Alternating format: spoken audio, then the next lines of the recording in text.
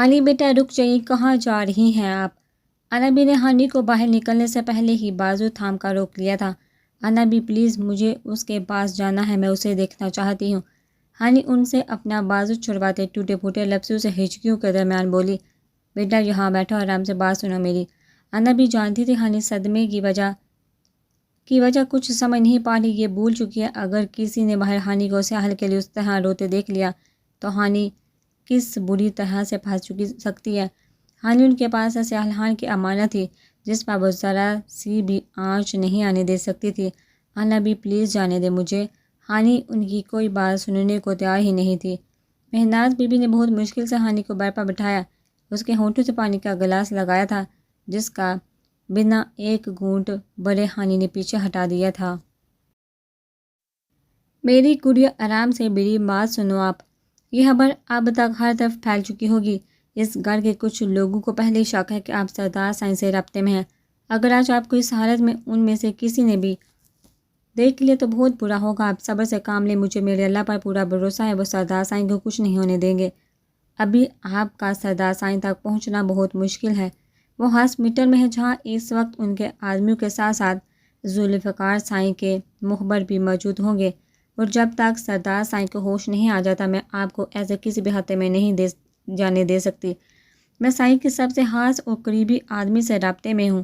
میں وعدہ کرتی ہوں آپ کو سائیں کے بارے میں پل پل کی خبر دوں گی، اور جیسے ہی ان کی حالت خطرے سے باہر آتی ہے، ان کو ہوش آتا ہے، میں سردار سائیں سے آپ کی بات ضرور کرواؤں گی۔ انابی نے بہت ہی مشکل سے ہانی کو کوئی بھی جذباتی قدم اٹھانے سے باز رکھا تھا۔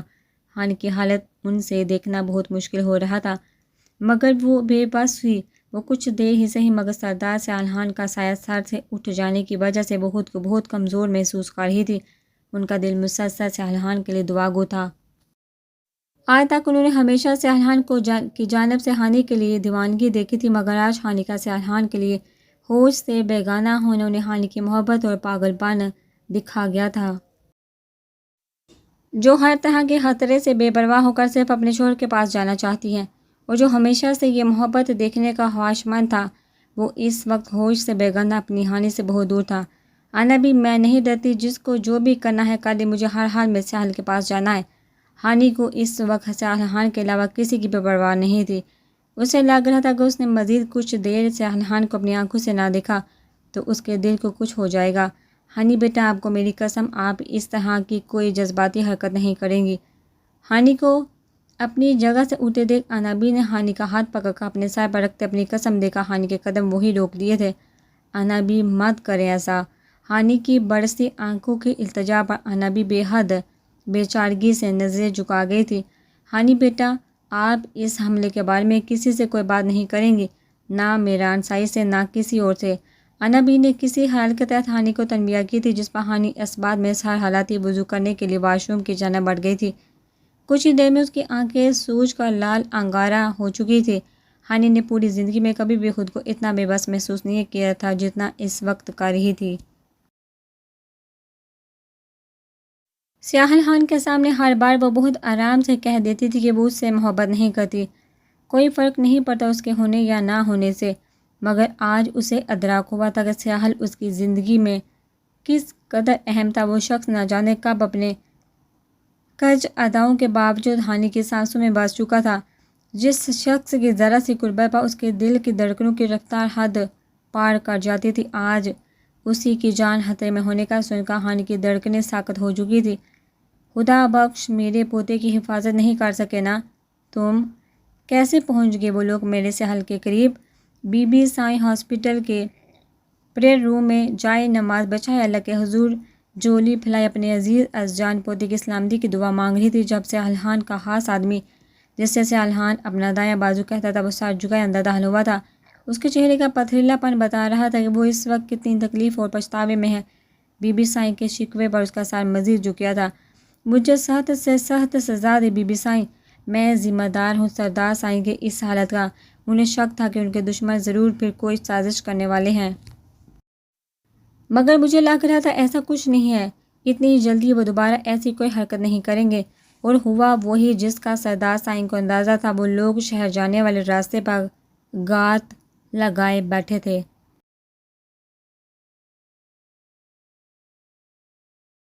وہ لوگ کافی زیادہ تعداد میں تھے، مگر میرے سائیں کو نقصان پہنچانے والوں میں سے کوئی بھی اس جگہ سے زندہ سلامت واپس لوٹ کر نہیں گیا۔ ذوالفقار اب بیٹھا جشن منا رہا ہوگا اپنے بندوں کی لاشوں پر۔ کاش ان لاشوں میں کوئی ایک اس کے خاندان کے کسی فرد کی ہوتی تو اس کا جشن دوبالا ہو جاتا۔ خدا بخش کے لہجے میں ذوالفقار کے لیے شدید نفرت تھی، جبکہ سیاح خان کا ذکر کرتے کوشش کے باوجود بھی اپنے آنسو نہیں روک پایا تھا۔ وہ شخص ہمیشہ ان لوگوں کی ڈال بن کر کھڑا تھا، آج وہ ان سب کو بے آسرا چھوڑ کر زندگی اور موت کی جنگ لڑ رہا تھا۔ نہ صرف خان حویلی بلکہ ان کا پورا قبیلہ اس وقت غم اور اذیت سے دوچار تھا۔ ہر دل بس سیاح خان کی سلامتی کے لیے دعا گو تھا۔ سیاح خان کو 3 گولیاں لگی تھی۔ اس وقت وہ آپریشن تھیٹر میں تھا۔ وہ ڈاکٹر ابھی تک اس کے بارے میں کچھ نہیں بتا رہے تھے۔ سب کی جان سولی پر لٹکی ہوئی تھی۔ ہر گزرتا لمحہ ان کی اذیت میں اضافہ کر رہا تھا۔ سیاحل کے کچھ خاص آدمی اور حویلی کے سارے مرد ہاسپٹل میں موجود تھے۔ اردو میں سے صرف بی بی سائیں حسنہ بیگم آئی تھی۔ بی بی سائیں نے ہی باقی سب کو آنے سے منع کر دیا تھا۔ خدا بخش، رو مت، کچھ نہیں ہوگا میرے پوتے کو۔ بہت بڑا جگرا ہے اس کا، اس سے بھی کہیں زیادہ گولیاں اپنی چھاتی پر کھانے کی طاقت رکھتا ہے۔ یہ گیدڑ پیٹھ پیچھے وار کر کے میرے بہادر شیر کو کچھ نہیں کر سکتے۔ انہوں نے میرے پوتے کا قیمتی خون بہا کر اپنی بربادی کو آواز دی ہے۔ بی بی سائیں ایک بہت ہی مضبوط خاتون تھی۔ سالوں پہلے اپنے شوہر اور جوان بیٹے کو انہی دشمنوں کی وجہ سے کھویا تھا۔ اب اپنے پوتے کو کھونے کا مزید حوصلہ نہیں تھا ان میں۔ بی بی سائیں ہاتھ اٹھا کر دعا مانگ رہی تھی۔ جب عمیر اجلت میں انتقال ہوا تب بی بی سائیں نے آنکھیں زور سے میتے خود کو ہر طرح کی خبر کے لیے تیار کر لیا تھا۔ بی بی سائیں مبارک ہو بی بی سائیں، ادا سائیں کا آپریشن کامیاب رہا ہے۔ ڈاکٹرز نے بولا ہے انہیں کچھ دیر میں ہوش آ جائے گا۔ ادا سائیں خطرے سے باہر ہیں۔ عمیر کی آواز کان میں پڑتے بی بی سائیں اللہ کے حضور سجدہ ریز ہوئی تھی، جس نے اس بار انہیں نا امید نہیں لوٹایا تھا۔ ہانی بیٹا، سردار سائیں کو ہوش آ گیا، ابھی خدا بخش سے میری بات ہوئی ہے۔ ہانی پچھلے 15 گھنٹوں سے جائے نماز پر بیٹھی اپنے رب سے سیال خان کی زندگی اور اس کی سلامتی کے لیے گڑ گڑا کر دعا مانگ رہی تھی۔ نبی کی اتنی منتوں کے باوجود نہ اس نے کچھ کھایا تھا اور نہ پیا تھا۔ اس کی ایک ہی ضد تھی، جب تک سیال کو دیکھ یا اس سے بات نہیں کر لے وہ ایک گھونٹ بھی اپنے حلق سے نہیں اتارے گی۔ نبی ہانی کی ضد سے واقف تھی، زندگی چاہے ادھر سے ادھر ہو جائے وہ اپنی ضد چھوڑنے والی نہیں تھی، مگر اتنے گھنٹوں بعد نبی کی سنائی گئی خبر اس کے لیے نئی زندگی کی نوید ثابت ہوئی تھی۔ نبی آپ سچ کہہ رہی ہیں نا؟ وہ ٹھیک ہے نا اب؟ ہانی تشکر بڑی نم آنکھیں نبی پر ٹکاتی دل کی تسلی کے لیے دوبارہ پوچھ گئی تھی۔ ہانی وہ اب بالکل خطرے سے باہر ہے، بس اب پروردگار سے دعا ہے کہ وہ انہیں جلد از جلد صحت یاب کر دے۔ اس وقت ان کے گھر والے ان کے پاس موجود ہیں، مگر خدا بخش نے کہا ہے وہ موقع دے کر آپ سے بات ضرور کروائے گا۔ نبی ہانی کی پیشانی پیار سے چومتی اسے تسلی دیتے بولی، تو کیا اسے خود میرا خیال نہیں ہے؟ سیاحل خان کی ٹھیک ہوتے ہی ہانی کے شکوے بھی شروع ہو چکے تھے۔ اس کے منہ پھیلا کر کہنے پر نبی بیگی چہرے سے مسکرائی تھی۔ اب جانتی ہیں خان سائیں نے ہوش میں آتے سب سے پہلے کس کا پوچھا؟ نبی ہانی کی گیلی پلکیں صاف کرتے بولی، کس کا؟ ہانی کا دل زور سے دھڑکا تھا۔ آپ کا۔ خان سائیں کو آپ کی جذباتی طبیعت کا پتہ ہے، اسی لیے شاید انہیں اس بات کا ڈر تھا کہ آپ نے کس کے سامنے کچھ ظاہر نہ کر دیا ہو۔ ہانی کے ہونٹوں پر بہت پیاری سی مسکان پھیل گئی تھی، تو کیا وہ یہ بھی جانتا ہے کہ میں اس سے محبت کرنے لگی ہوں؟ ہانی نے نبی سے سوال کرتے پہلی بار زبان سے اس بات کا اعتراف کیا تھا جس میں نبی نے مسکراتے ساتھ سر اسبات میں ہلایا تھا۔ اس کی زمانی باتیں یاد کرتے ہانی کی پلکیں لرز اٹھی تھی۔ ہانی بیٹا، اب آپ تھوڑا سا کھانا کھا لو، اتنے ٹائم سے آپ نے کچھ بھی نہیں کھایا۔ اب تو خان سائیں ہوش میں آ گئے ہیں نا، اب تو کھا لیں۔ نبی نے ہانی کو پچکاتے راضی کرنا چاہتا، نہیں نبی پلیز مجھے بار بار فورس مت کرے، جب تک میں اسے بات نہیں کر لیتی تب تک کچھ نہیں کھاؤں گی۔ ہانی کو ابھی تک اپنی ضد پر دیکھ نبی اپنا سر پکڑ کر بیٹھ گئی تھی۔ ہانی اتنے ٹائم سے کمرے میں بند تھی، باہر بھی اس سب ہنگامے کی وجہ سے گھر والوں میں سے ابھی تک کوئی بھی اس کی جانب متوجہ نہیں ہوا تھا۔ شاید سب یہی سمجھ رہے تھے کہ ہانی کو اس سب سے کوئی خاص فرق نہیں پڑتا، اور کہیں نہ کہیں آغا جان خوش تھے کہ وہ ہانی کے دل میں سیاحل خان کی نفرت ڈالنے میں کامیاب ہو چکے ہیں۔ میران کے بارے میں نہ ہانی نے کچھ پوچھا تھا اور نہ ہی نبی نے کچھ بتایا تھا۔ ہانی، سردار سائیں کا فون ہے، آپ سے بات کرنا چاہتے ہیں۔ خالی پیٹ ہونے مسلسل رونے کی وجہ سے ہانی کا سر اب درد سے پھٹ رہا تھا۔ مگر ذرا سا بھی آرام نہ کرنے کی قسم کھاتے وہ کتنے وقت سے بے چینی سے کمرے میں ٹہلنے میں مصروف تھی۔ ایک دو بار چکر آنے کی وجہ سے لڑکھڑائی بھی تھی مگر اپنی ضد سے باز نہیں آئی تھی۔ باہر انابی نے آغا جان کی پوچھنے پر اور باقی سب کو یہی بتایا تھا کہ ہانی کی طبیعت ٹھیک نہیں ہے، وہ سو رہی ہے۔ اب کافی دیر بعد موبائل لے کر اندر داخل ہوتے ہانی کو پہلے والی حالت میں کھڑا دیکھ وہ افسوس سے سر ہلا کر رہ گئی تھی۔ انا کی بات پر ہانی کی سانسیں تیز ہوئی تھی۔ اس نے آگے بڑھتے لرزتے ہاتھوں سے موبائل تھام کر کان سے لگایا تھا۔ انا بھی اسے موبائل دے کر باہر نکل گئی تھی۔ ہانی، ساحل کی پکار پر ہانی کی ہر سانس جیسے سمت بن گئی تھی۔ کیسے ہو تم؟ ہانی بہت مشکل سے اتنا ہی بول پائی تھی۔ میں بالکل ٹھیک ہوں، تم کچھ کھا پی کیوں نہیں رہی؟ تم جانتی ہو ان گولیوں نے مجھے اتنی تکلیف نہیں دی جتنی ادابین سے تمہارے بارے میں سن کر ہوئی۔ سیاحل کی آواز سن کر اس کی آنکھوں سے آنسو لڑیوں کی طرح ٹوٹ کر گالوں پر گرنے لگے تھے۔ جو آواز سننے کے لیے وہ پچھلے اتنے گھنٹوں سے اذیت میں تھی، اب وہ کانوں میں پڑتی اسے زندگی کی نئی روح پھونک گئی تھی۔ انا بھی کھانا لے کر آ رہی ہیں اب بھی، اور اسی وقت جو کھانا بھی وہ تمہارے سامنے رکھیں گی وہ تمہیں کھانا ہوگا۔ ہانی اس کی محبت پر دل و جان سے ایمان لے آئی تھی، جس کو اتنی تکلیف میں ہوتے ہوئے بھی اس کا خیال تھا۔ ہانی کو اس کی آواز میں نکاہت محسوس ہوئی تھی جو سیاحل بہت ہی مہارت سے چھپانے کی کوشش کر رہا تھا۔ اسی وقت انا بھی ہاتھ میں ٹرے اٹھائے اندر داخل ہوئی تھی جس میں کھانے کے ساتھ ساتھ فروٹ اور جوس دیکھ ہانی نے حقیقی سے انا بھی کو دیکھا تھا جو اسے مسکراتی نظر سے دیکھتی باہر نکل گئی تھی۔ ہاسپٹل کے بیڈ پر لیٹ کر بھی تم دھمکیاں دینے سے باز نہیں آ رہے؟ ہانی اس وقت سیاحل سے صرف اس کے بارے میں پوچھنا چاہتی تھی جبکہ وہ پہلے اسے کھانا کھلانے پر بازید تھا۔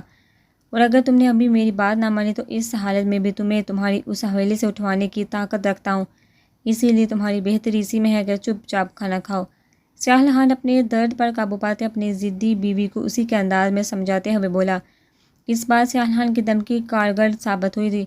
ہانی بہت مشکل سے کھانا کھا کر جوس حلق سے اتارنے لگی تھی۔ جانتی تھی وہ جب تک انا بی سے اس کے سارا کھانا کھانے کی تصدیق نہیں کر لے گا تب تک اسے سیدھے طریقے سے بات نہیں کرے گا، اور ایسا ہی ہوا تھا۔ سیاحل نے فون بند نہیں کیا تھا، وہ آرام سے آنکھیں موندے فون کان سے لگائے لیٹا رہا تھا۔ اور جیسے ہی ہانی نے کھانا کھا لینے کا بتایا، اگلے 2 منٹ بعد انا بی کی تصدیق کرنے پر دوسری طرف جیسے سیاحل کو سکون ملا تھا۔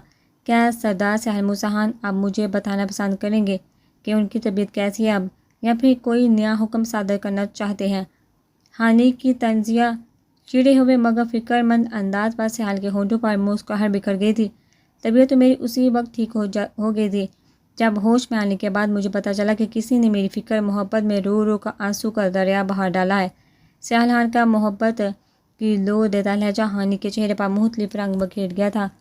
تمہیں بہت درد ہو رہا ہوگا نا؟ میرے اپنوں نے تم پر حملہ کروایا ہے، کیا تمہیں مجھ سے نفرت محسوس نہیں ہوئی؟ کہیں نہ کہیں تمہاری اس تکلیف کی ذمہ دار میں بھی تو ہوں نا؟ ہانی کا لہجہ ایک بار پھر بیک چکا تھا، جس پر سیاحل نے غصے سے مٹھیاں بھینجی تھی۔ ہانی، تم اس طرح رو رو کر مجھے مزید تکلیف دینا چاہتی ہو کیا؟ میری تمہارے لیے محبت اتنی کمزور نہیں کہ کسی اور کی وجہ سے میں تم سے نفرت کروں گا، اور درد پہلے کم تھا مگر تمہاری روتی آواز سن کر مزید بڑھ گیا ہے۔ تمہاری بیمار بندے کی عیادت کرنے نہیں آتی کیا؟ تمہیں بیمار بندے کی عیادت کرنی نہیں آتی کیا؟ اپنی پیاری سی آواز میں اگر محبت کا اظہار کر دو تو تمہارا یہ مریض اپنا سارا درد بھول جائے گا۔ سیاحل کے گمبھیر لہجے پر ہانی کو اپنی ہتھیلیاں بھیگتی ہوئی محسوس ہوئی تھی۔ سیاحل بہت ہی ہوشیاری سے اس کی بات کا رخ بدل گیا تھا۔ تم سے کس نے کہا میں محبت کرتی ہوں تم سے؟ ایسا کچھ نہیں ہے، زیادہ خوش فہمیاں پالنے کی ضرورت نہیں ہے۔ ہانی سیاحل کے فون پر ہونے کا خوب فائدہ اٹھا رہی تھی۔ جانتی تھی اگر وہ سامنے ہوتا تو وہ اتنی دیدہ دلیری سے اب یہ سفید جھوٹ نہیں بول پاتی جب وہ اس کے جذبات کے بارے میں واقف ہو چکا تھا۔ سردارنی صاحبہ دور ہوں، اس لیے جتنی اپنی مرضی چلانی ہے چلا لو، میرے سامنے آؤ پھر دیکھنا محبت کا اظہار کیسے کرواتا ہوں۔ تمہاری زلفوں نے اس دن کے بعد سے ویسے ہی مجھے بہت ڈسٹرب کیا ہوا ہے۔ سیاحل کی محبت بڑی دھمکی نے ہانی کو خود میں سمٹنے پر مجبور کر دیا تھا۔ واقعی گولیاں کھا کر اتنے بڑے آپریشن کے بعد بیڈ پر پڑے ہوئے سردار سیاحل موسیٰ ہی ایسی باتیں کر سکتا ہے؟ ہانی نے اپنی کیفیت پر قابو پاتے تب کا جواب دیا تھا جس کے جواب میں سہل کے زوردار قہقہے کے ساتھ ساتھ ہلکی سی کڑا بھی نکل گئی تھی۔ اس کے دائیں کندھے پر بھی گولی لگی تھی۔ ہلنے کی وجہ سے زخم دکھ گیا تھا۔ کیا ہوا سہل، یہ کیا طریقہ؟ مجھے میرے کھانا نہ کھانے پر ڈانٹ رہے تھے اور اب خود ذرا سی بھی اپنی کیئر نہیں کر رہے۔ اب میں نے بھی اپنے جاسوس وہاں چھوڑ دینے ہیں، اگر تم نے اپنا خیال نہ رکھا تو مجھ سے برا کوئی نہیں ہوگا۔ ہانی فکر مندی سے اسے جھڑکتے اسی کی دھمکی واپس لوٹاتے ہوئے بولی، جبکہ سہل ہانی کے انداز پر مسکرائے بنا نہ رہ پایا تھا۔ اس کی سردارنی بلا کہاں اسے سے پیچھے رہتی تھی۔ ہانی ازر بلوچ، خود کو ذہنی طور پر تیار کر لو، بہت جلد تم ہانی سہل خان بن کر ہانی حویلی آنے والی ہو۔ سہل خان کی بہت سی کہانیاں لیے گمبھیر سرگوشی ہانی کے دل کی دنیا ہلا گئی تھی۔ وہ کتنی دیر کچھ بول ہی نہ پائی تھی۔ وہ نہیں جانتی تھی سہل خان کیا کرنے والا تھا، وہ کس طرف اشارہ کر رہا تھا۔ اس کی بری طرح دھڑکتے دل نے اس سے کچھ بھی سوچنے سمجھنے کی صلاحیتیں چھین لی تھی۔ جس شخص کے کچھ دیر کی قربت اس کو پاگل کر دیتی تھی، ہمیشہ کے لیے اس کے قریب رہنا ہانی کو لرزا گیا تھا۔ اس سے پہلے سہل مزید کچھ کہتا، کچھ لوگوں کے ملنے آنے کی وجہ سے اس نے فون بند کر دیا تھا۔ سہل بیٹا، آپ کی خاموشی کا وہ ناجائز فائدہ اٹھاتے ہیں، کئی بار اپنی حد کراس کر چکے ہیں۔ میں چاہتی ہوں آپ ان کو منہ توڑ جواب ملنا چاہیے۔ بی بی سائیں سہل کے پاس کرسی پر بیٹھتے لہجے میں اپنے دشمنوں کے لیے حد درجہ نفرت بڑے مخاطب ہوئی، آپ فکر مت کریں، اب میں ذوالفقار اس کے خاندان پر ایسی کڑی ضرب لگاؤں گا کہ وہ اندازہ بھی نہیں لگا سکتے۔ سہل خان کی آنکھوں میں انتقام کی آگ بھڑک رہی تھی۔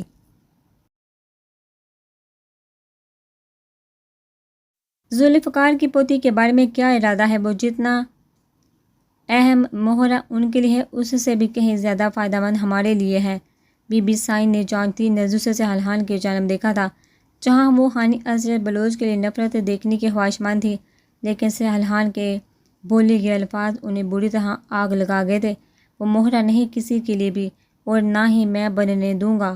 وہ بیوی ہے سردار سہل خان کی، اور کوئی اس سے یہ مقام چھین نہیں سکتا۔ سہل نے اپنے لہجے اور الفاظ سے سامنے بیٹھی اپنی دادی کو باور کروایا تھا کہ اسے ان کی ہانی کے لیے استعمال کیے گئے الفاظ کس قدر برے لگے ہیں۔ تو میرا شک ٹھیک نکلا، تم ان دشمنوں کی بیٹی کو اپنی بیوی تسلیم کر چکے ہو، تم ان دھوکے بازوں کی بیٹی پر یقین کر کے دوبارہ کسی بڑے نقصان سے دوچار ہونا چاہتے ہو۔ تمہیں کیا لگتا ہے وہ اپنے دادا و بھائی کے خلاف جا کر تمہاری وفادار رہے گی؟ کبھی نہیں، ایسا کبھی نہیں کرے گی۔ وہ میں بہت کچھ کھو چکی ہوں، تمہیں کھونے کی ہمت نہیں مجھ میں، اگر تمہیں کچھ ہوا تو میں زندہ نہیں رہ پاؤں گی۔ بی بی سائیں کے دل میں جہاں ہانی کے لیے حد درجہ نفرت تھی، وہیں سہل کے لیے ان کا لہجہ ڈھیروں محبت اور فکر لیے ہوئے تھا۔ بی بی سائیں، آپ جانتی ہیں نا اپنے پوتے کو، کبھی گاٹے کا سودا نہیں کرے گا، وہ محبت ہے میری۔ دھوکہ کرے یا وفاداری آنا تو اسے میرے پاس ہی ہوگا۔ جب میں اسے اپنی بیوی کی حیثیت سے قبول کر چکا ہوں تو میں چاہتا ہوں آپ اور حویلی کے باقی لوگ بھی اس کو پوری عزت اور اس کے مقام سمیت قبول کر لیں، اور ویسے بھی مجھے اب دھوکے برداشت کرنے کی عادت سی ہو چکی ہے۔ سہل خان بات کے اختتام پر اندر آتی اپنی ماں حسنہ بیگم کی جانب دیکھتے نہ چاہتے ہوئے بھی طنز کر گیا تھا، جبکہ اپنی بیٹی کی حالت پر دکھ و پریشانی سے ہلکان حسنہ بیگم اس کے طنز پر چہرہ جھکا گئی تھی۔ ان کی پیاسی ممتا کی پیاس آج کے گنا بڑھ گئی تھی۔ وہ اسے گلے سے لگانا چاہتی تھی، اس کے صحیح سلامت ہونے کا یقین کرنا چاہتی تھی، مگر ان کا بیٹا ان کی جانب دیکھنے کو بھی تیار نہیں تھا، جو ان کا برسوں پہلے کیا قصور معاف کرنے کو آج بھی نہیں تیار تھا۔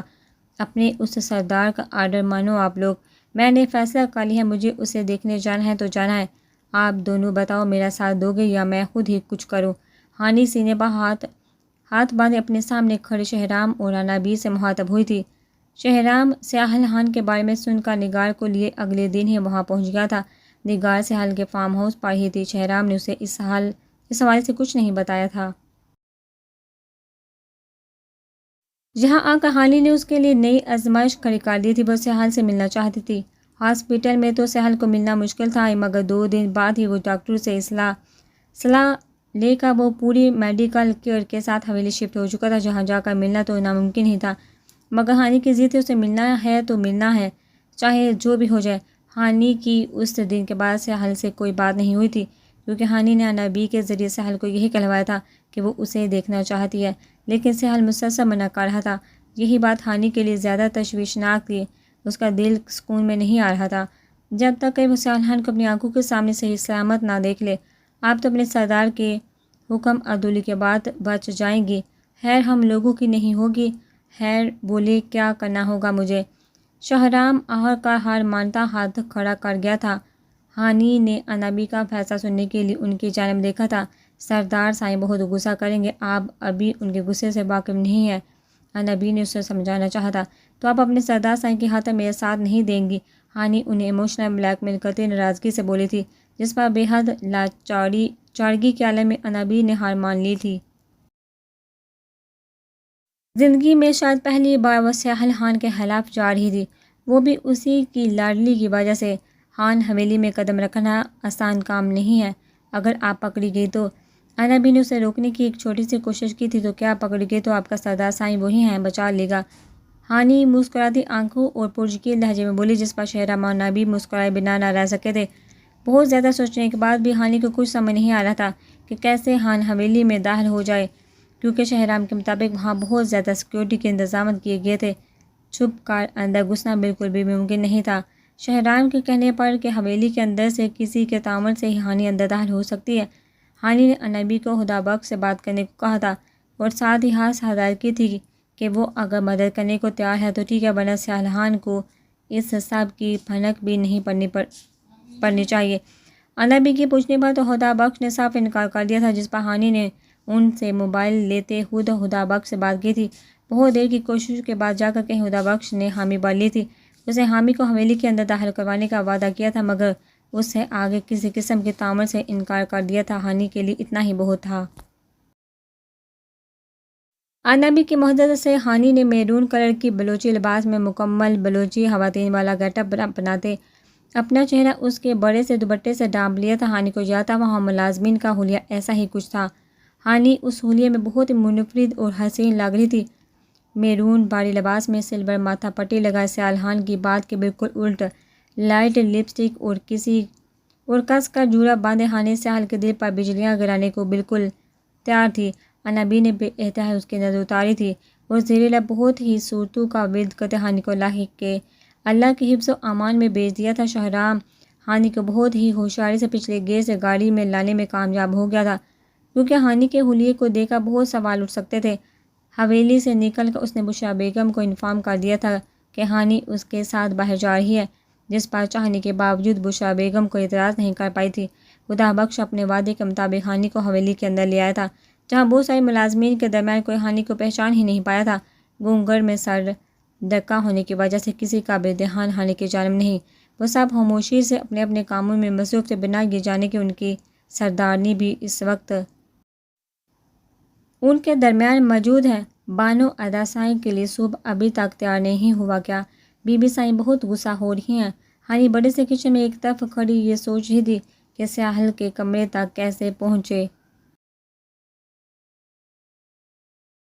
اس دن ملازمین کے ساتھ جس کمرے میں وہ سیاحل سے ملنے گئی تھی، وہ تو اسے بالکل بھول چکا تھا۔ وہ اسی کشمکش میں تھی کہ باہر جائے یا نہ جائے، جب سمر کی آواز نے اس پر ابھی تھوڑی دیر پہلے چھا جانے والی مایوسی ختم کر دی تھی۔ سمر جو آرڈر دے کر پڑھنے لگی تھی، ہانی نے جلدی سے اس کے سامنے آتے اس کا راستہ روک دیا تھا۔ یہ کیا حرکت ہے، ہٹو آگے۔ سمر جو ملازمہ کی حرکت پر برا مناتے اسے جھڑکنے لگی تھی۔ ہانی نے ارد گرد سب کو اپنے کاموں میں مصروف دیکھ ہلکا سا اپنا گھونگھٹ اوپر اٹھایا تھا۔ ہانی پر نظر پڑتے سمر کی بولتی بند ہوئی، آپ؟ سمر اس سے پہلے کہ حیرت اور بے یقینی کے عالم میں چیخ پڑتی، ہانی نے جلدی سے اس کے منہ پر ہاتھ رکھ کر اس کی آواز دبا دی تھی۔ اس کا ہاتھ پکڑ کر سر پر لے جاتے اپنا دوپٹہ ہلکا سا چہرے سے پیچھے سرکا دیا تھا۔ آپ یہاں کیسے ہو؟ یہاں کچن میں کیا کر رہی ہیں؟ سمر کا منہ حیرت کی زیادتی سے کھل چکا تھا۔ تمہارے اس بھائی سے ملنا ہے مجھے، سرعام تو آ نہیں سکتی تھی، اس لیے سب کرنا پڑا، اب مجھے اپنے بھائی کے کمرے تک پہنچاؤ۔ ہانی نے مختصر الفاظ میں اسے ساری بات بتاتے آخر میں مدد مانگی تھی۔ اگر بی بی سائیں یا کسی اور کی نظر آپ پر پڑ گئی تو آپ جانتی ہیں کیا بڑا ایشو بن سکتا ہے۔ آپ جانتی ہیں لاسٹ ٹائم بھی بار بار ملازمہ کو ادا سائیں کے پاس بھیجنے پر ان سے مجھے کتنی ڈانٹ پڑی تھی۔ آپ پلیز واپس چلے جائیے، ادا سائیں تک پہنچنا آسان نہیں، آپ پکڑی جائیں گی۔ سمن پچھلی بار آنے والی اپنی شامت کی وجہ سے اس بار ہانی کی مدد کرنے کو بالکل بھی تیار نہیں تھی۔ تو تم میری مدد نہیں کرو گی؟ ہانی نے ہبکی بڑے تاثر سے سمن کی طرف دیکھا تھا۔ آپ تو دسائی سے بھی زیادہ ضدی ہے. اچھا میں کرتی ہوں کچھ. سمر کو اس دن والی اس کی ضد کا اندازہ تھا، اس لیے اس سے پہلے کہ جہاں کسی کو شک ہوتا سمر نے مدد کرنے کی حامی بھر لی تھی. آپ یہ سوپ لے کر آئیے میرے ساتھ، اور راستے میں اگر کسی لیڈی یا بی بی سائی نے کچھ پوچھا تو آپ کچھ مت بولیے گا، میں ہی جواب دوں گی. سمر ہانی کو ٹرے تھاماتے بولی. دونوں آگے پیچھے کچن سے باہر نکل آئی تھی. 1 منٹ رکو. راہداری عبور کرتے وہ لوگ سیڑھیوں کی جانب بڑھ رہی تھی. جب بی بی سائی کی آواز پر سمن کے ساتھ ساتھ ہانی بھی اپنی جگہ رک گئی تھی. یہ کون ہے؟ بانو کدھر ہے؟ ساحل کے لیے میں نے اس کی ڈیوٹی لگائی تھی. بی بی سائی سمن کے پیچھے کھڑی ہانی کو گھورتی اس سے مخاطب ہوئی تھی. وہ بانو شاید ادا سائی کے لیے کاہڑا بنانے میں مصروف تھی، اسی لیے میں اس کو ساتھ لے آئی. سمر خود اپنی جگہ ڈر گئی تھی جبکہ ہانی کوفت زدہ سے وہیں کھڑی رہی تھی. اف، ان دنوں اکڑو دادی پوتے کے ساتھ یہ بیچارے لوگ کیسے گزارا کرتے ہوں گے؟ ہر باس بنے وقت آرڈر ہی چلاتے رہتے ہیں. ہانی کو بی بی سائی کا مزاج بالکل ساحل جیسا ہی لگا تھا. اچھا چلو تم جاؤ، میں ساتھ جاتی ہوں، اپنے پوتے کو اپنے ہاتھوں سے پلاؤں گی. بی بی سائی سمر کو وہاں سے جانے کا کہہ کر ہانی کو اپنے پیچھے آنے کا اشارہ کرتے سیڑھیوں کی جانب بڑھ گئی تھی. بی بی سائی سرفراز سائی آپ سے ملنا چاہتے ہیں. ان کا کہنا ہے کہ کوئی بہت ضروری بات کرنی ہے آپ سے. اس سے پہلے کہ بی بی سائی دروازہ کھول کر اندر داخل ہوتی، ملازمہ کے آقا بتانے پر بی بی سائی ہانی کو اندر جانے کا اشارہ کرتی دوسری جانب بڑھ گئی تھی. ہانی ایک گہرا سانس ہوا میں خارج کرتے دروازہ کھولتے اندر داخل ہوئی تھی. ہانی نے روم میں داخل ہو کر ٹرے پاس پڑے ٹیبل پر رکھی تھی. وہ بھاری دوپٹہ چہرے سے ہٹاتے کھل کر سکون کا سانس لیا تھا. صرف اس شخص کو ایک نظر دیکھ کر دل کی تسلی کے لیے بہت سی مشکلات سے گزرتے آخرکار جہاں پہنچ ہی گئی تھی. کچھ دیر بعد خود کو نارمل کرتے ہانی کو ہوش آیا تھا کہ وہ کہاں ہے اور کس لیے آئی ہے. اس کی نظریں بے اختیار بیڈ کی جانب اٹھی تھی. ہاں موجود دشمن جان کو دیکھتی ہانی کی دھڑکنیں بے ترتیب ہوئی تھی. دروازہ اندر سے لاک کرتے دبے قدموں سے ہانی ساحل کی جانب بڑھی تھی. ہمیشہ روایتی لباس قمیض شلوار میں رہنے والے ساحل آج سیاہ ٹراؤزر شرٹ میں ملبوس، کمبل سینے تک اوڑھے، ایک بازو سر پر جبکہ دوسرا سینے پر رکھے، وہ ہانی کو گہری نیند میں معلوم ہوا تھا. شاید دوائیوں کے زیر اثر سو رہا تھا. ہانی اس کے سوئے ہونے کی مکمل تسلی کرتی اس کے پاس بیڈ پر بیٹھی تھی. چوڑی کشادہ پیشانی پر سیاہ بال بکھرے اس کی شان میں مزید اضافہ کر رہے تھے. مغرور کھڑی ناک، گھنے مونچھوں تلے ایک دوسرے سے پیوست ہونٹ، وہ ہانی کو رب سے حلیے میں بھی مردانہ وجاہت کا شاہکار لگا تھا. ہر وقت چہرے پر چھائی سختی اس وقت بالکل مفقود تھی. ہانی کو ساحل سوتے ہوئے بہت ہی معصوم اور پیارا لگا تھا.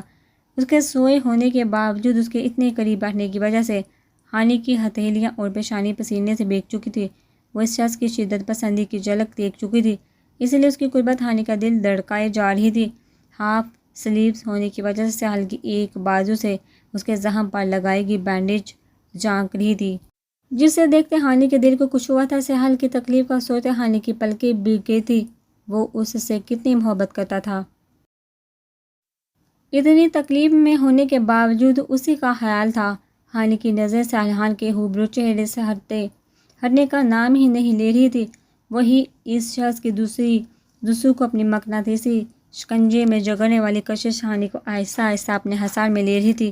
کتنا روئی تھی وہ اس شخص کی سلامتی کے لیے. شاید اتنے آنسو اس نے اپنی پوری زندگی میں نہیں بہائے تھے جتنے اس ایک رات ساحل کی زندگی مانگتے گزار دیے تھے.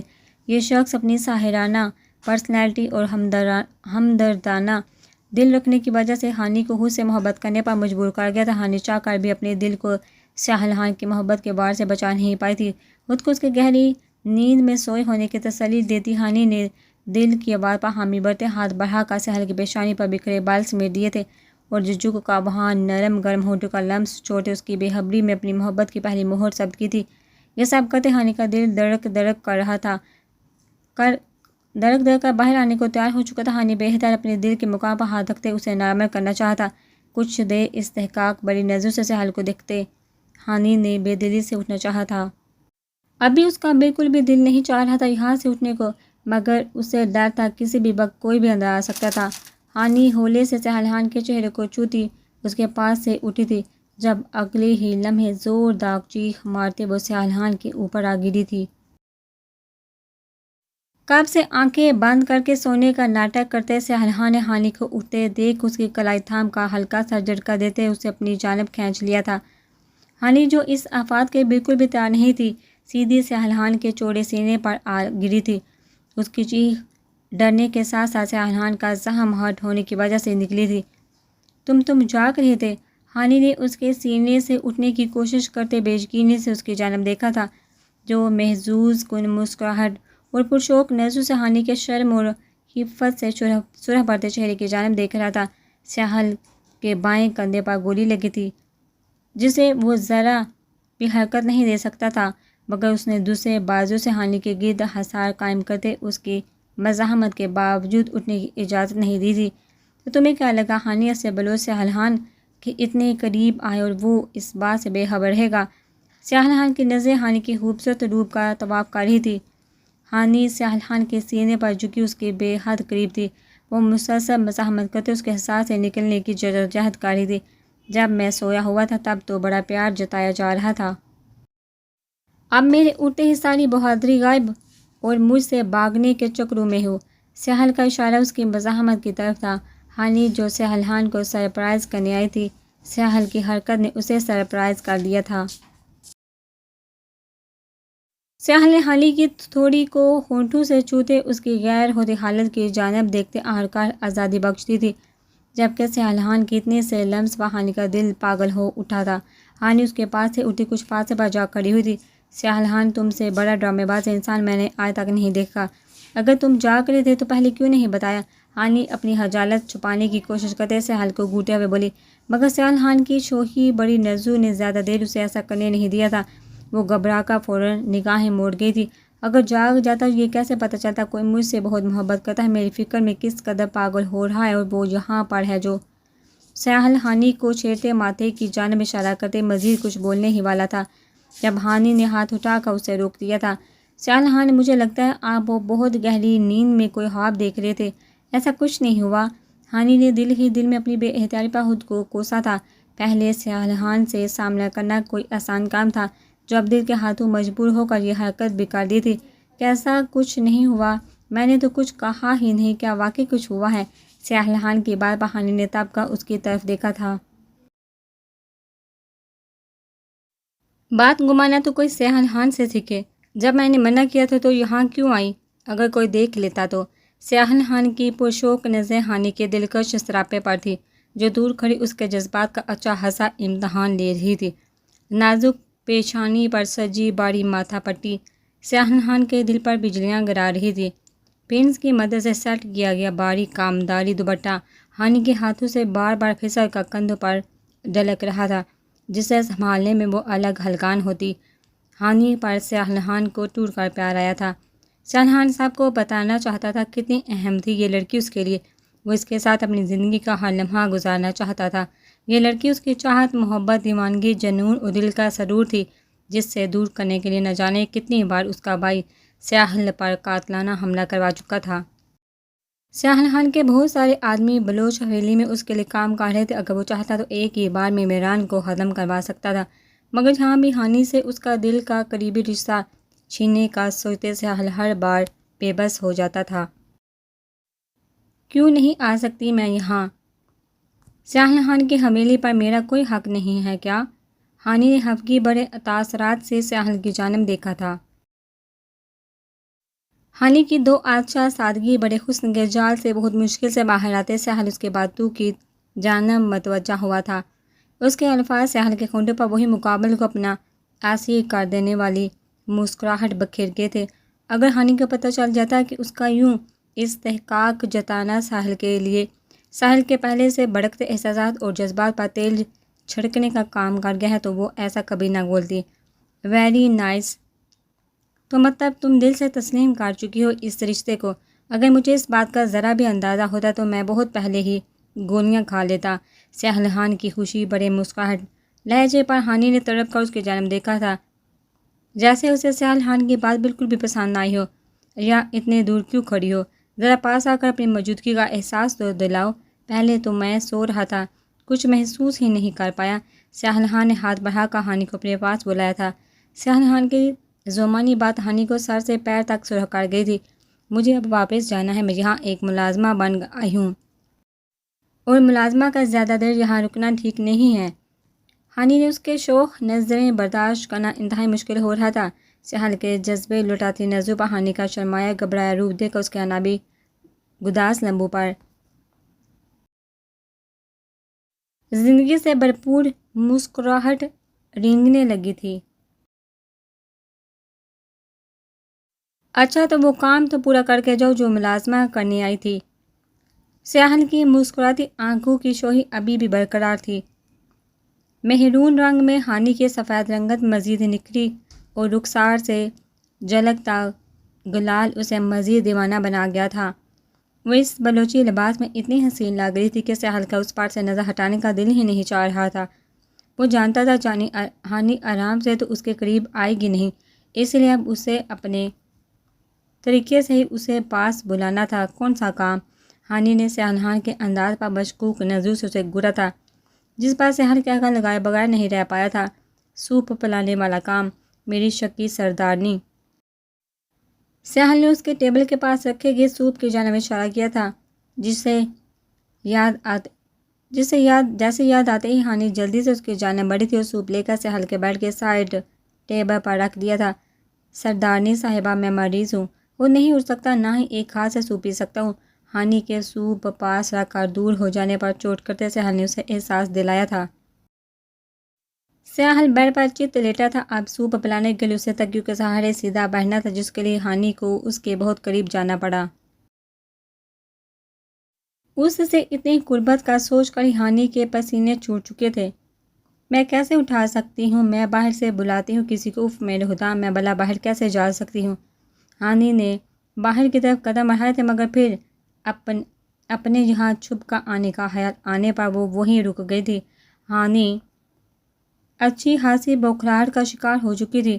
وہ یہاں صرف سہلان کو ایک نظر دیکھنے آئی تھی، مگر شاید آنے سے پہلے یہ بھول چکی تھی کہ آگے اس کا پالا سہلان سے پڑنا تھا، جو اسے اتنی آسانی سے چھوڑنے والا بالکل بھی نہیں تھا۔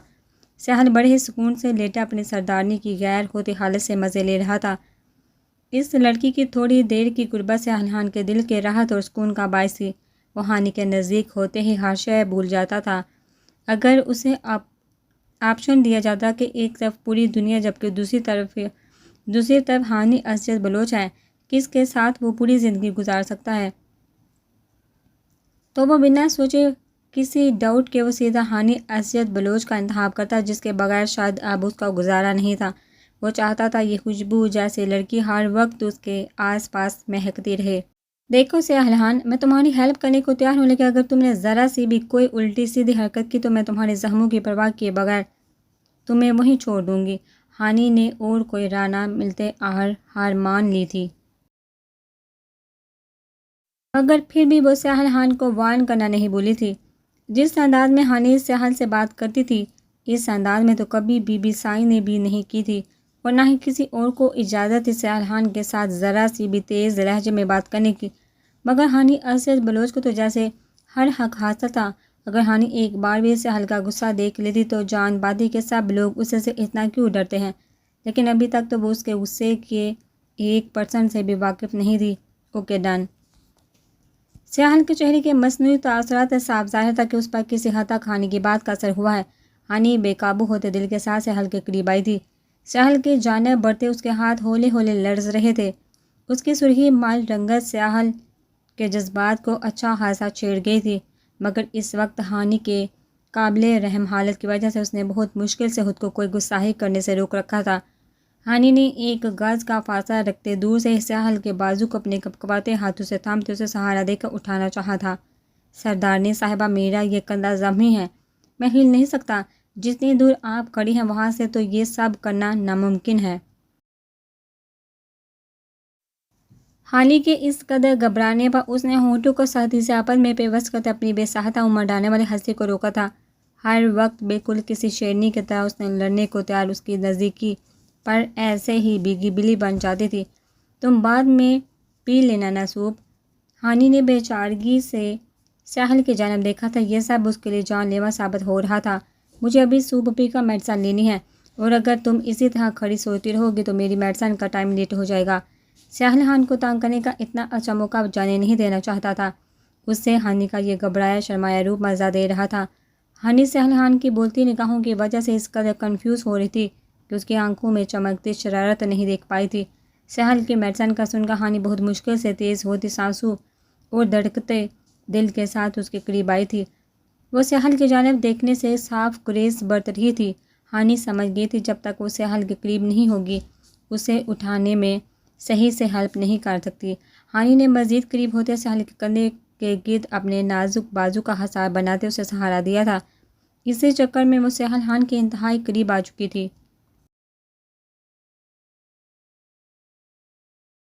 سہل کی خوشبو اس کے نتنوں سے میں گھستی اسے اپنے شہر میں جکڑ رہی تھی۔ ہانی کے نازک باہیں سہل ہان جیسے باڈی بلڈر کو سہارا دینے کی کوشش کر رہی تھی۔ سہل ہان اس منظر پر بے ساختہ عمر ڈالنے والے قہقہے کو بہت مشکل سے دانتوں تلے دبا گیا تھا۔ وہ سہل کے اوپر تقریباً جھکی ہوئی تھی۔ سہل کی گرم سانسیں ہانی کو اپنے چہرے پر محسوس ہو رہی تھی۔ ہانی سہل کی جانب دیکھنے سے مکمل گریزاں تھی، مگر اس کی پرتپش لو دیتی نظروں کا ارتکاز ہانی کی سانسوں میں انتشار برپا کر رہا تھا۔ اس کا دل چاہ رہا تھا کہ یا وہ یہاں سے غائب ہو جائے یا سہل ہان کی آنکھوں پر ہاتھ رکھ دے۔ سہل ہان، یہ جو تم کر رہے ہو مجھے سب سمجھ آ رہا ہے۔ ہانی کے لیے ایک پہاڑ جیسے شخص کو سہارا دینا آسان کام بالکل بھی نہیں تھا، اسی لیے اس کا خیال کرتے سہل نے بہت کم وزن اس پر ڈالا تھا، جس سے وہ سہل کو کافی حد تک سیدھا کرنے میں کامیاب ہو چکی تھی۔ مگر اچانک سہل کو نہ جانے کیا شرارت سوجی۔ اس نے اپنا سارا وزن ہانی کے ناتواں بازو پر ڈالتے اسے چلانے پر مجبور کر دیا تھا۔ سہل ہان تکیوں کے سہارے سیدھا ہو کر بیٹھ چکا تھا۔ وہ اس کی حرکت کی وجہ سے ہانی کا سہل کے کندھوں پر پھیلایا بازو اس کے پیچھے دب گیا تھا۔ سہل ہان، چھوڑو مجھے۔ اس کی حرکتوں پر ہانی اچھی خاصی زچ ہوئی تھی، مگر سہل جیسے ابھی ایسا کوئی ارادہ نہیں رکھتا تھا۔ کتنی محبت کرتی ہو مجھ سے؟ سہل کا ہر بار پوچھا جانے والا سوال ہنوز تھا، لیکن اب لفظ نفرت کی جگہ محبت کا رد و بدل ہو چکا تھا۔ سہل ہان، یہ کیا بدتمیزی ہے، ہٹو میرے بازو سے۔ ہانی کا چہرہ سہل کے اس قدر قریب جھکے ہونے کی وجہ سے لال ناری ہو چکا تھا۔ اگر سہل تھوڑا سا بھی اپنا چہرہ آگے کرتا تو ہانی کے ہونٹ سہل کے پیشانی سے ضرور ٹچ ہو جاتے۔ پہلے میرے سوال کا جواب دو۔ سہل ڈیٹ بنا وہی بیٹھا رہا تھا۔ نہیں کرتی محبت، بالکل بھی نہیں کرتی۔ ہر بار دماغ گاز چڑھنے چلا جاتا ہے جو بیوقوف بندیں تمہارے پاس آ جاتی ہوں۔ ہانی مسلسل اپنا بازو نکالنے کی کوشش کر رہی تھی۔ اس کی سانسوں کی تیز ہوتی رفتار سہل کو اچھے سے محسوس ہو رہی تھی، جو سہل کا کب سے خود پر کیا کنٹرول ختم کر گئی تھی۔ سہل نے اب کی بار اپنے منہ زور جذبات کے آگے ہار مانتے ہانی کی کلائی گرفت میں لیتے ایک ہی جھٹکے میں اپنے اوپر گرا لیا تھا۔ وہ نازک سی ٹہنی کی طرح اس کے وجود کا حصہ بنی تھی۔ سہل نے اس کے گرد اپنے بازو کا حصار باندھتے فرار کی راہیں مسدود کر دی تھی۔ ہانی کا دل بہت پہلے آؤٹ آف کنٹرول ہو چکا تھا۔ سہل ہان کے اتنے قریب آ جانے کی وجہ سے اسے لگا تھا اس کے دل کو کچھ ہو جائے گا۔ اب بھی کہو محبت نہیں ہے تمہیں مجھ سے؟ سہل کا چہرہ ہانی کے چہرے کے بہت قریب تھا، اتنا کہ دونوں کی گرم سانسیں ایک دوسرے میں الجھ رہی تھی۔ سہل کی خود میں جگر تھی آنکھیں ہانی کو آج پھر جیسے ہپنوٹائز سا کر گئی تھی۔ وہ کچھ بول ہی نہیں پائی تھی۔ اسے محسوس ہوا تھا شاید وہ اب کبھی یہاں سے ہل نہیں پائے گی۔ اس مضبوط حصار سے اس کا نکلنا جیسے اب ناممکن تھا۔ اگر محبت نہیں ہے تو تمہاری یہ نشیلی دلکش آنکھیں میرے ذرا نگاہوں سے اوجھل ہونے پر مجھے کیوں بے قراری سے تلاشتی ہیں؟ سہل نے جھکا ہانی کی لرزتی گنیری پلکوں پر اپنے دہکتے لب رکھ دیے تھے۔ اسے ان بڑے بڑے دل فریب نین کٹوروں میں اپنا عکس واضح نظر آ رہا تھا۔ اس کے مونچھوں کی چبھن ہانی کا دل بری طرح گدگدا گئی تھی۔ سہل کی جسارتوں پر ہانی کا تنفس تیز سے تیز تر ہوتا چلا گیا تھا۔ ہانی نے کچھ بولنا چاہا تھا جب سہل نے اس کے نرم گداز ہونٹوں پر انگلی پھیرتے اسے خاموش کروا دیا تھا۔ اگر محبت نہیں ہے تو میرے قریب آنے پر اس دل کے دھڑکنوں میں مجھے کیوں اپنے نام کی پکار سنائی دیتی ہے؟ سہل نے ہانی کے دل کے مقام پر ہاتھ رکھتے اس کے دھڑکنوں کو محسوس کرنا چاہا تھا۔ ہانی کے دل نے اقرار کر لیا تھا کہ یہ شخص ساحر تھا اور بری طرح اسے اپنے شہر میں جگڑ چکا تھا، جس سے نکلنا اب ہانی کے بس کی بات بالکل بھی نہیں تھی۔ وہ بتانا چاہتی تھی کہ وہ اس سے کس قدر بے پناہ محبت کرتی ہے، کتنا چاہنے لگی اسے۔ اس کے دل کی دھڑکنیں، اس کی سانسیں سہل ہان کے ساتھ ہمیشہ ہمیشہ کے لیے باندھ چکی تھی۔ اس کا تن من ظاہر باطن صرف سہل ہان کا طلبگار تھا، مگر ہانی اس وقت ایسا کوئی بھی اظہار کر کے اپنی جان مزید عذاب میں نہیں ڈالنا چاہتی تھی۔ سیاحل خان کی بڑھتی جسارتوں پر شرم و حیا سے ہانی کا چہرہ مکمل سرخ ہو چکا تھا، جیسے ابھی خون جھلک پڑے گا۔ ہانی ارشد بلوچ، اپنی محبت کو تم اب مزید نہیں چھپا سکتی۔ میں ان ہونٹوں پر، ان سانسوں میں صرف اپنا نام چاہتا ہوں، ان سب پر صرف میرا حق ہے۔ تم اب چاہ کر بھی اس حساب سے انکار نہیں ہو سکتی۔ میں ایسا ہونے ہی نہیں دوں گا۔ ہمت ہے تو کر لینا مقابلہ میری دیوانگی کا۔ سیاحل نے جھک کر ہانی کے کپکپاتے شنگرفی گلابی ہونٹوں پر ایک میٹھی سی کہانی رقم کرنی چاہی تھی، جب ہانی نے اس کے ہونٹوں پر ہاتھ رکھتے اس سے باز رکھا تھا۔ سیاحل خان کو اپنے ہونٹوں پر رکھا ہانی کا ہاتھ بری طرح لرزتا محسوس ہوا تھا۔ وہ پہلے سیاحل کی اتنی قربت پر قیامت کے زیر اثر تھی۔ اگر سیاحل مزید کچھ جسارت کرتا تو اس کو یقین تھا کہ اس کا حواس کھونا لازمی تھا۔ پلیز۔ ہانی نے لمحہ بہ لمحہ بڑھتی دھڑکنوں کے شور پر گھبرا کر سیاحل کو روکنا چاہا تھا، مگر سیاحل نے بہت ہی سہولت سے اس کی ہتھیلی چوم کر اپنے ہونٹوں پر سے ہٹا دیا تھا، جیسے اس وقت اس کی سانسوں کی مہک اپنے اندر اتارنے پر بازد تھا۔ ہانی اس وقت سیاحل کی شدتیں سہنے کے لیے بالکل بھی تیار نہیں تھی۔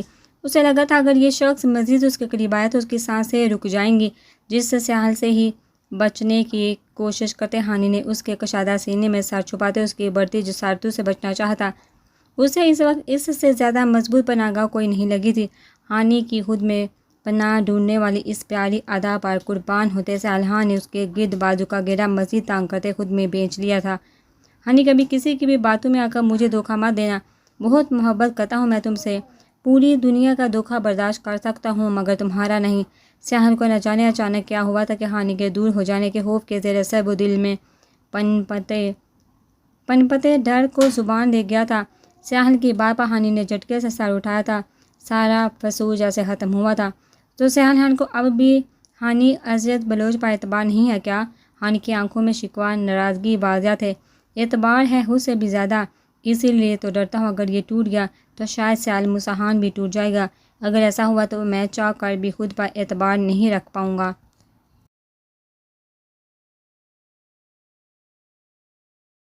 اور آنے والی بربادی کو روکنا مشکل ہو جائے گا۔ سیاحل ہانی کا گلابی گال چومتے بولا، جبکہ سیاحل کی باتوں پر ہانی کا دل لرز سا گیا تھا۔ کیا تم اس حملے کا بدلہ لینے والے ہو؟ ہانی کی نظروں میں اپنے بھائی کو کھونے کا خوف تھا۔ مجھے تمہارے بھائی اور دادا کی طرح پیٹھ پیچھے وار کرنے کی عادت نہیں ہے۔ اگر بدلہ لوں گا تو سر عام لوں گا، مگر فی الحال میرا ایسا کوئی ارادہ نہیں۔ ابھی میں دیکھنا چاہتا ہوں وہ لوگ کس حد تک گر سکتے ہیں۔ سیاحل ہانی کے سامنے ایسے کوئی بات نہیں کرنا چاہتا تھا، مگر اس کے پوچھنے پر نہ چاہتے ہوئے بھی یہ سب بول گیا تھا۔ مگر ہانی کا بجھا چہرہ دیکھ اسے بہت برا لگا تھا۔ ویسے آج جس طرح تم مجھ سے چھپ کر میری حویلی میں داخل ہو کر میرے ہی لوگوں کی مدد لے کر میرے کمرے تک پہنچی ہو، ماننا پڑے گا اتنی پاور اور ٹیلنٹڈ سیاحل خان کی بیوی میں ہی ہو سکتا ہے۔ سیاحل کی بات پر اس کا حصار توڑتی ہانی جھٹکے سے اس سے دور ہوئی تھی۔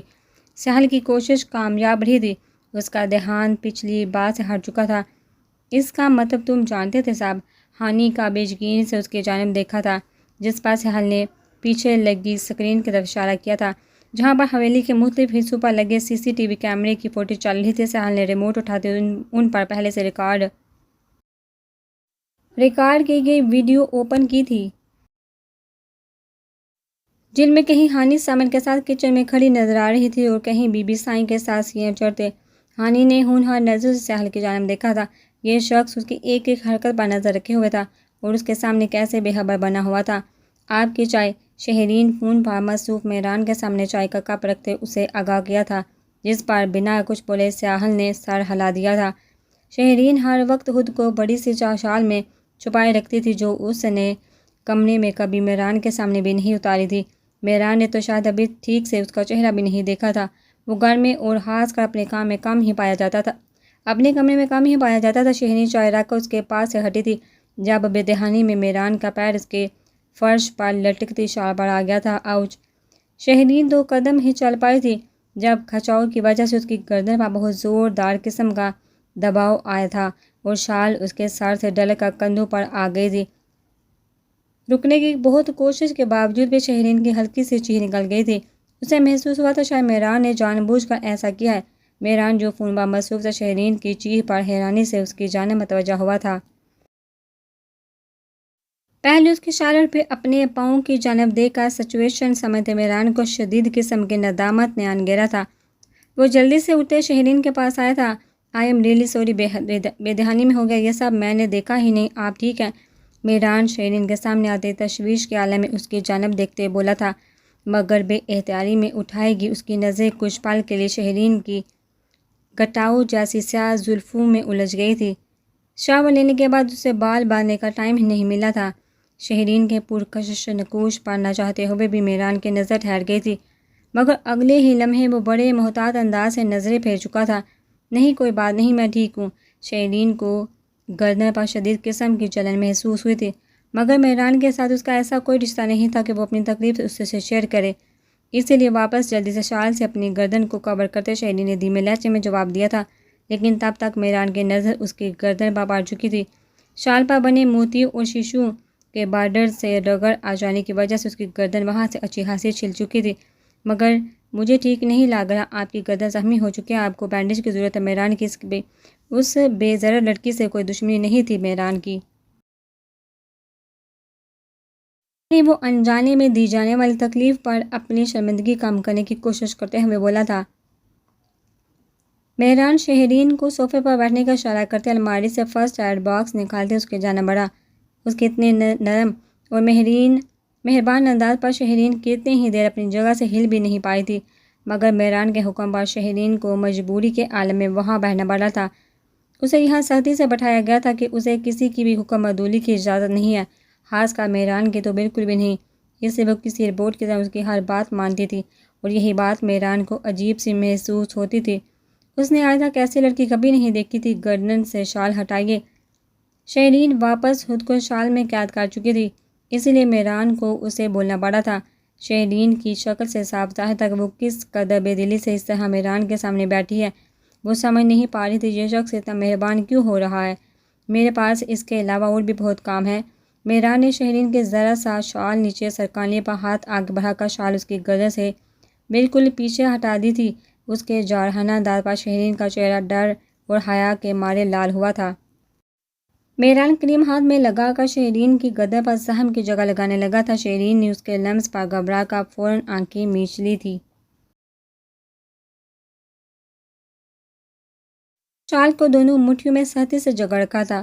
گردن پر کریم لگاتے میران کی ایک غیر ارادی نظر سامنے بیٹھی اس لڑی سہمی لڑکی پر پڑی تھی۔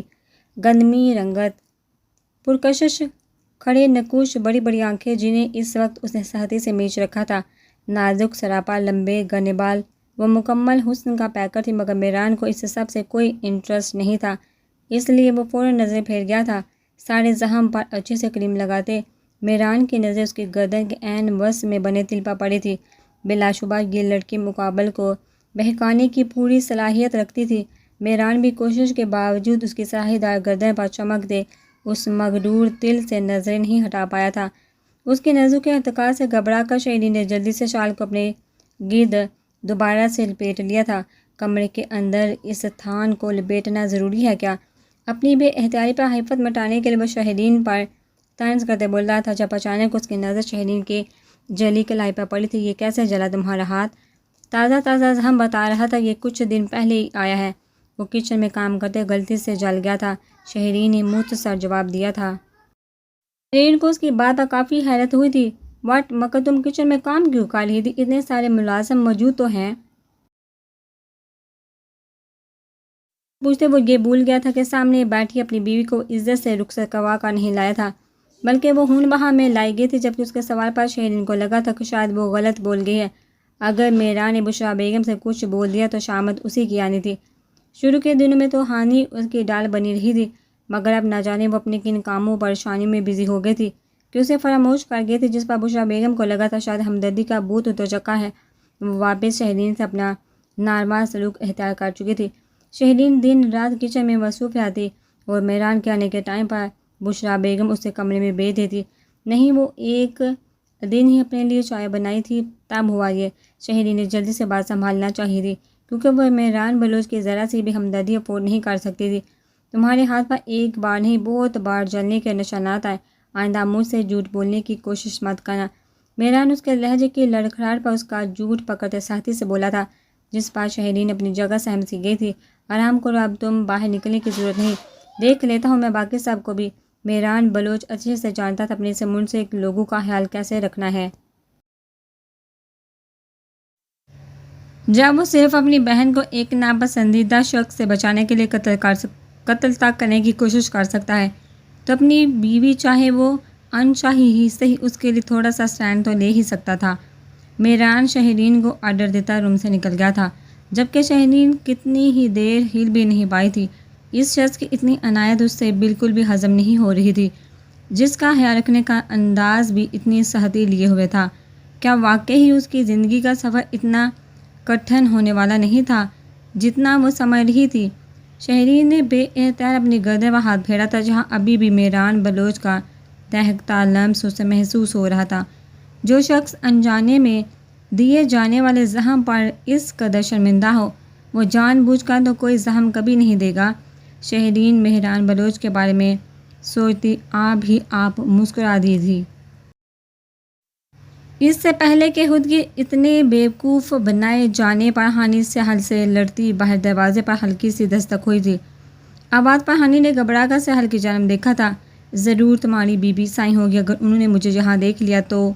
ہانی کے چہرے پر پکڑے جانے کا خوف ابھرا تھا۔ میرے خیال میں سیال خان کے قریب ہوتے ہانی اسد بلوچ کو اس کے علاوہ کسی سے بھی نہیں گھبرانا چاہیے۔ سیال کو ہانی کے چہرے پر بکھرا خوف بالکل بھی پسند نہیں آیا تھا، لیکن باہر والوں کو دروازہ لاک دیکھ شک تو ہو گیا ہوگا۔ اب میں جاؤں گی کیسے؟ ہانی کا خوف کم نہیں ہو رہا تھا کیونکہ دروازے پر ابھی بھی دستک جاری تھی۔ سیال نے ہانی کا چہرہ تھوڑی سے تھام کر اپنے سامنے کیا۔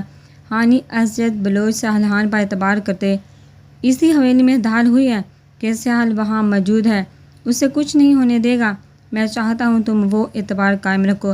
سیال کی بات پر ہانی نے ہونکوں کی طرح اسے گھورا تھا۔ اس کا مطلب اس کی ہر بات پہنچائی جا رہی تھی۔ باہر اور کوئی نہیں، خدا بخش ہے، میں نے ہی بلایا ہے اسے، وہ تمہیں یہاں سے بحفاظت شہرام تک پہنچا دے گا۔ اور ہاں سردارنی صاحبہ، میں جانتا ہوں آپ کے پاس بھی اس نام کی وجہ سے بہت پاور ہے، مگر میرے لوگ چاہے کبھی بھی کچھ بھی ہو جائے مجھ سے چھپا کر کچھ نہیں کرتے، چاہے وہ انا بھی ہو یا شہرام بلوچ یا پھر خدا بخش۔ اس لیے آئندہ کوئی پلان ہو تو چپکے سے مجھے بتا دینا، میں نہیں چاہتا میری بیوی اس طرح باقیوں کے سامنے بیوقوف بنے۔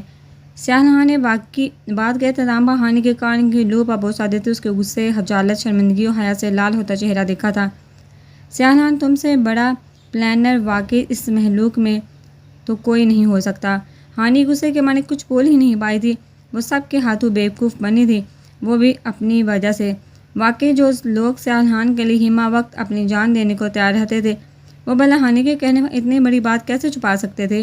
ہانی جتنی بیوقوف سیال خان کے سامنے یا اس کے چکر میں بنی تھی، شاید ہی زندگی میں کبھی اتنی بنی ہو، مگر جو بھی ہے آئی جسٹ لو اٹ۔ اتنی بہادری کا مظاہرہ صرف سیال خان کی بیوی ہی کر سکتی ہے، ورنہ میری حویلی میں میری اجازت کے بغیر داخل ہونا ناممکن ہے۔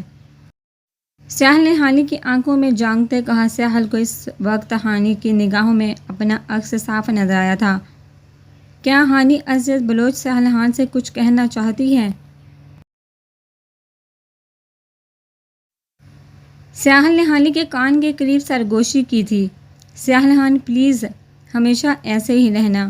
میں ظاہر نہیں کرتی، مگر تمہارا روڈ بیہیویئر مجھے بہت خوفزدہ کر دیتا ہے، اور تمہارا غصہ میں کبھی دیکھنا بھی نہیں چاہتی۔ باقی سب کے لیے سیال خان جیسا مرضی رہے، مگر ہانی اسد بلوچ کے لیے ہمیشہ اس کی نرم سائیڈ ہی رہنی چاہیے۔ ہانی نے سیال خان کے چوڑے سینے پر سر رکھے، شاید پہلی بار کھل کے اپنے دل کی بات اس کے سامنے رکھی تھی۔ اب بھی یہ بات سیال کی آنکھوں میں دیکھ کر کرنے کی ہمت نہیں تھی اس میں۔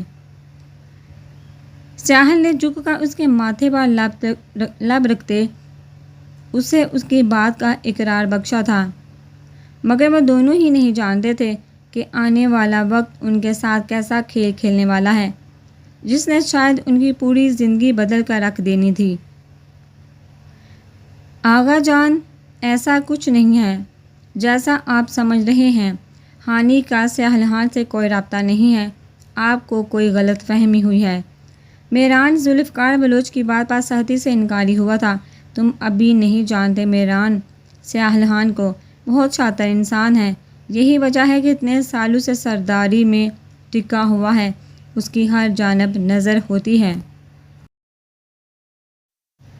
اور جہاں تک میری معلومات ہے ہانی کو اس نے بہت ہی ہوشیاری سے اپنی باتوں میں ڈال کر اپنی طرف کا لیا ہے۔ آغا جان کی بات میران کا دل کسی سلیمانی کو راضی نہیں تھا۔